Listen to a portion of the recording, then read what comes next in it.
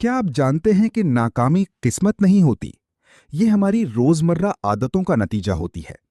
आज हम जानेंगे वो खतरनाक आदतें जो इंसान को आहिस्ता आहिस्ता नाकामी की तरफ ले जाती हैं। पहली आदत, वक्त को मामूली समझना।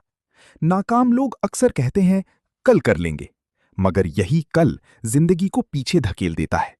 दूसरी आदत, सुस्ती और टाल मटोल।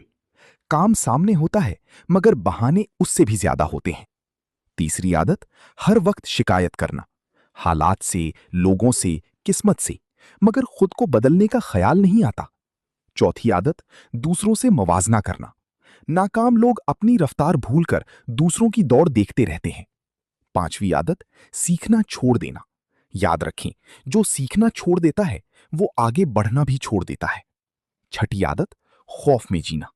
लोग क्या कहेंगे, यही सोच इंसान को आगे बढ़ने से रोक देती है। सातवीं आदत, खुद पर यकीन ना रखना। जब इंसान खुद ही हार मान ले तो कामयाबी भी रास्ता बदल लेती है। अगर आपको इन आदतों में से कोई एक भी अपनी जिंदगी में नजर आए तो समझ जाएं, बदलने का वक्त अभी है।